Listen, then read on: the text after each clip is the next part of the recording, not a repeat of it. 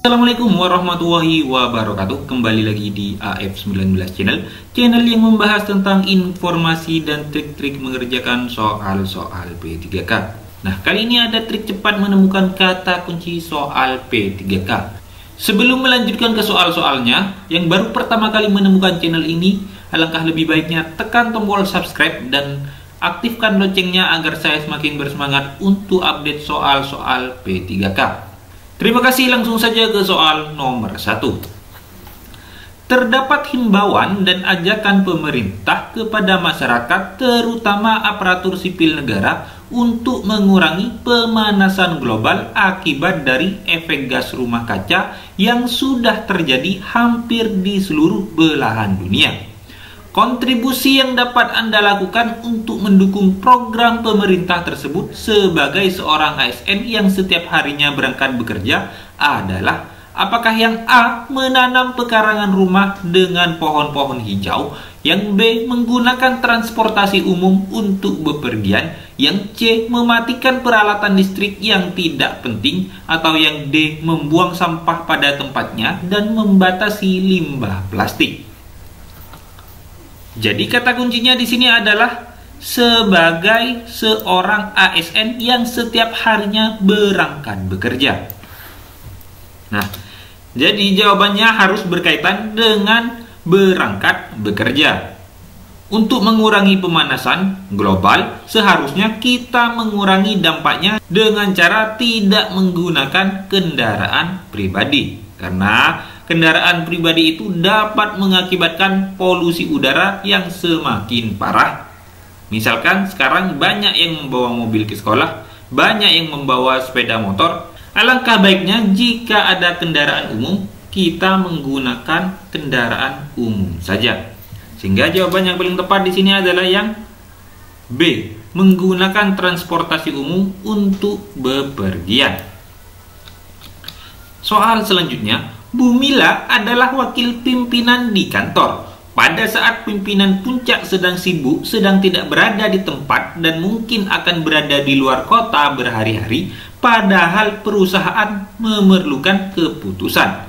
Jika Anda adalah Bu Mila, maka hal yang akan Anda lakukan adalah: apakah yang A. menunda mengambil keputusan sampai pimpinan puncak datang, atau yang B. mengambil keputusan sesuai pemikiran saya yang saya anggap baik untuk perusahaan, atau yang C. mengambil keputusan segera mungkin dan tidak menunda-nunda keputusan selama keputusan tidak bertentangan dengan kebijakan perusahaan, atau yang D. mengadakan rapat dengan dewan direksi sebagai bahan pertimbangan pengambilan keputusan.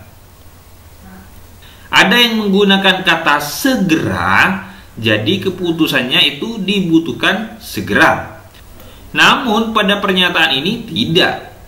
Nah, jadi kalau tidak dibutuhkan segera, walaupun kita harus tetap memberikan keputusan, tidak perlu menunggu pimpinan, apalagi di sini Bu Mila sebagai wakil. Maka lebih baik kita mengambil keputusannya itu dengan mengadakan rapat. Jadi di sini jawaban yang paling bagus adalah jawaban yang opsi D, mengadakan rapat dengan dewan direksi sebagai bahan pertimbangan pengambilan keputusan. Soal selanjutnya, sebagai seorang guru yang dianggap kompeten, Anda diminta menggantikan Pak Hebri yang saat ini sedang sakit untuk mengoordinasikan panitia kegiatan Disnatalis yang ada di sekolah Anda. Hal yang akan Anda lakukan adalah: apakah yang A. menerima tugas tersebut dengan ikhlas dan bekerja sebaik mungkin, atau yang B. mengordinasikan dan bersinergi dengan pihak-pihak lain yang terlibat dalam kepanitiaan, atau yang C. saya tetap akan bekerja dan menjalankan tugas itu apa adanya, atau yang D. menerima tugas itu dan menjalankan tugas utama selesai dahulu. Jadi kata kuncinya di sini adalah mengoordinasikan. Sehingga jawaban dari opsi A sampai dengan opsi D, jawaban yang paling tepat adalah yang B, mengoordinasikan dan bersinergi dengan pihak-pihak lain yang terlibat dalam kepanitiaan.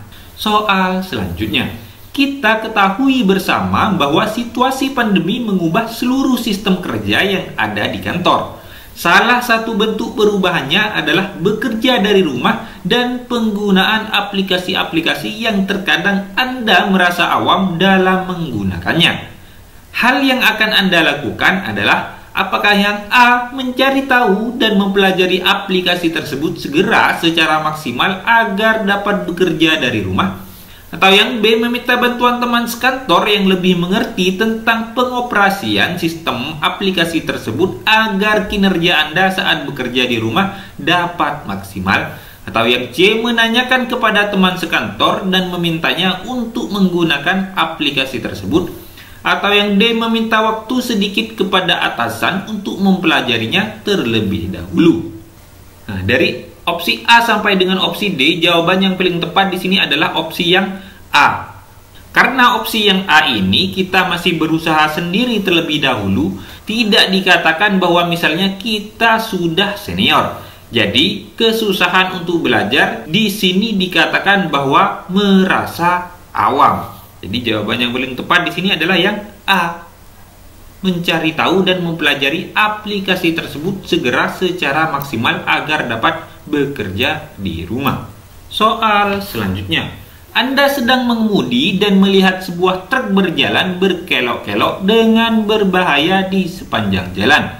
Kemungkinan sopir mengantuk atau mabuk. Yang Anda lakukan adalah apakah yang A. menyorotkan lampu mobil Anda dan membuat truk berhenti, atau yang B. mengklakson untuk menyadarkan si sopir, atau yang C. membiarkan karena jalanan sepi jadi situasi dan kondisi masih terlihat aman, atau yang D. menelpon atau melaporkan kejadian tersebut ke pihak berwajib. Di sini kata kuncinya adalah yang kemungkinan sopir mengantuk atau mabuk.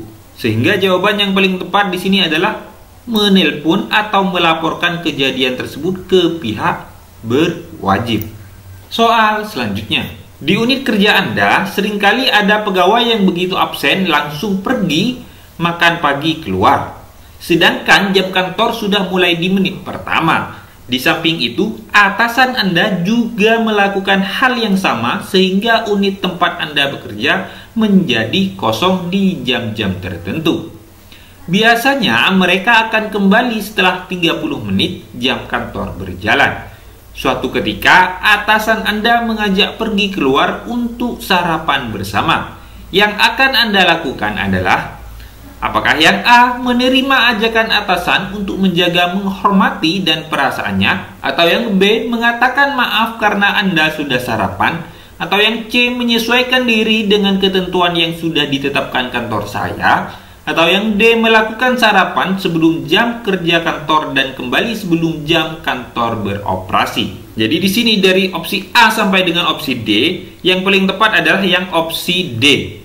Jadi tidak merugikan keduanya, kita tetap menghormati atasan kita dan juga tetap sesuai dengan peraturan kantor. Soal selanjutnya, berita tentang kebijakan pungutan pajak untuk pembelian token listrik dan pulsa tersebar di masyarakat. Mengenai kabar yang berhembus, banyak sekali masyarakat yang salah tafsir, bahkan beberapa warganet melontarkan kritik pedas lewat medsos berupa parodi TikTok, unggahan di Instagram, dan lain-lain. Selaku petinggi di Kementerian Keuangan, Anda terusik. Menyikapi hal tersebut, Anda apakah yang A. mengunggah video klarifikasi di akun medsos dari instansi agar jelas informasi yang diterima masyarakat, atau yang B. tetap fokus bekerja dengan baik tanpa memperdulikan gangguan yang sedang terjadi, atau yang C. melakukan konferensi pers untuk memberikan klarifikasi tentang info yang salah tafsir, atau yang D. tetap tenang karena hal yang tidak benar pasti akan terungkap dengan sendirinya. Ya, jawaban di sini yang paling tepat adalah yang D. Karena dengan melakukan konferensi pers, kita dapat mengundang langsung pihak-pihak wartawan dan nanti ada tanya jawab. Jadi nanti bisa dijawab langsung daripada membuat video klarifikasi untuk menghindari kesalahpahaman kembali. Soal selanjutnya, Anda adalah guru senior yang sudah tidak muda lagi. Tentunya tidak mudah bagi Anda untuk beradaptasi dengan sistem pembelajaran baru dan kurikulum yang selalu berubah-ubah. Kita dituntut untuk tidak sekedar paham namun menguasai IT.